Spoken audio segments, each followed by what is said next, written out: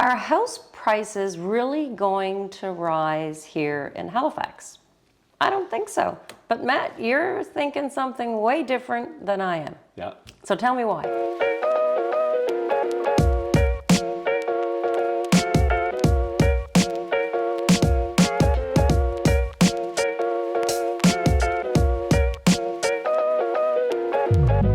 Yeah, I think two things that really have my thoughts on this going in the rising prices direction. The first is continues to be the sort of underlying demographic changes like population growth, things like that. I know we had a slower fourth quarter in terms of population growth in the province, but when I look at the rental market as a bit of an indicator, there still is such incredibly high demand in the rental market. There's still lots of people coming to the province. And then the second is confidence. And while I'm not sure when rates will start to drop, whether that's June or later in the year, I think there's an increase in confidence coming back to the market based upon the promise that rates are going to come down at some stage here.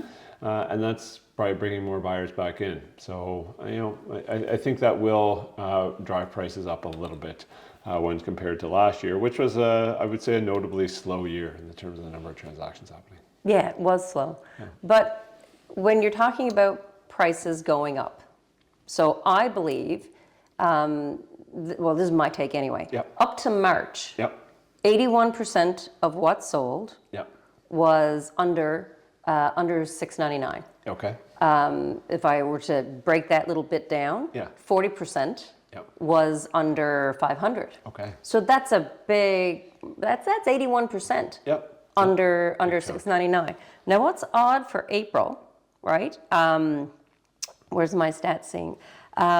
April is different because out of the there's been about 216 homes sold, and I would say the bulk of what's selling in April is over 700. Yeah. So that's just going to skew the price all over the market, all over HRM. Yeah.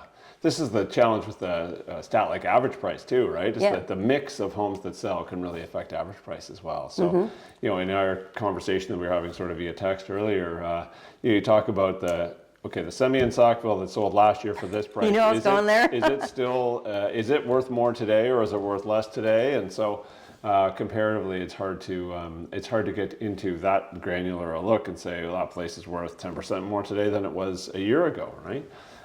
And so, different pockets of the market are going to definitely have different outcomes over the course of this year. Absolutely, 100%. So there's where we'll probably agree. And I think that you will see, given that last year there was not a lot of move up buying, I think as we get into April, May, June, and confidence returns and price of money comes down, interest rates come down, that people can start to be a little more adventurous with the plans that they had for themselves that they put on hold for a year last year. So hopefully that unlocks, the move up market a little bit, which I think was in a deep freeze last year. Oh, 100%.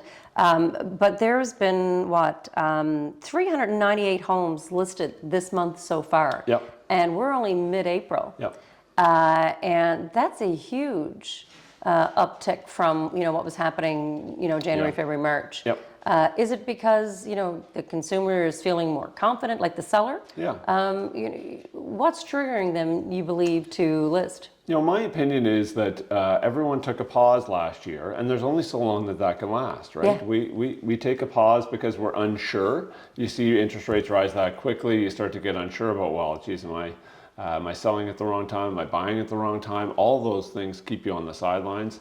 And then after a while, you say, well, I'm going to get on with my life, right? And I've adjusted to what the new reality is now. And so, I'm going to go lean forward into the plans that I've been building and put my house on the market and decide where I'm going to go next, right? And so when things settle out a little bit, that's when you start to see that resumption. I don't think there's any triggering event that's going to cause the market to go bananas again. And, No. And 30 offers on properties, but I do think that people have kind of gotten their bearings now from a rapid rise in interest rates and are saying, okay, now I can move forward with my plans, knowing roughly what I'm going to have to pay in the next place I go to. So how would you coach an agent at the office if I would have purchased my house during, that semi in Sackville? How are you coaching the agent at the office? What are they saying to Mr. Seller? Like, are you going to be able to get, you know, 550,000 or Yeah. 600,000 for this house that you just paid for? So how, you know? It's good. It's really the hardest conversation I think you're ever going to have in real estate, right? And there's Yeah. a pocket of people who I think were at the tail end of that frenzy that we saw, who probably did end up having to be too aggressive with their price that they paid for their property. And so that just extends, in my mind, it extends the time they're going to have to either be satisfied in that property, or they're going to have to take a bit of a loss to move to the next place they want to go. That's a difficult conversation. So when I'm talking to the agents in our office about that, you know, we try and find the highlights. Probably the same is true of the property that they're going to go buy, if they're going to go buy one, right? So if you paid $550 and you're hoping to move up to $750, well, the one that, you know, you would have gotten for $750 2 years ago is a lesser property than what you'll get for $750 today. That's the hopeful side of my personality. Yeah. So that's kind of what you're coaching people on, is that the pricing tends to move in lockstep. So if they're going to get less for their house today, they're probably going to have the ability to negotiate something a little better on the buy side. Yes, one would hope, especially in the higher echelon of prices. Absolutely, yeah. It's tricky because a lot of where the inventory will come from, we're believing, is new construction.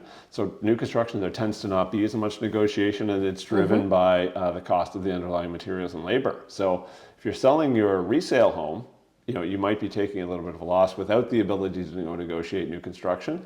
So the gap gets a little larger there, and I think that's a challenge that the builders are going to have to overcome as well. Is that, you know, people are coming out of houses where they might have had to break even or take a little bit of a loss, and then they're paying a little bit more than they would have a few years ago, just because the cost of everything has gone up. Yep. So we'll see how people overcome that. Oddly, that you do bring up new construction, because when I'm looking at April, new construction has been extremely soft the first quarter. And now I'm seeing, I didn't count them because I just looked at it, I haven't really run my stats, but there have been a lot of more new construction selling. There has, I think we were quick out of the gate in January, and then it did quiet down there in the construction world for sure. So talking to the people I know who work with builders, you know, they're saying, you know, we had this little flurry as soon as the new year turned, and then it's been a little bit of a pause again. So, yeah, but it's back up again. I would believe that too. Oh yeah, like it was just, you know, there was at least 10 maybe that I saw, whereas opposed to, you know, the months prior to that, you know, maybe about, some companies didn't sell anything. So I was surprised to see that, but, you know, good for them.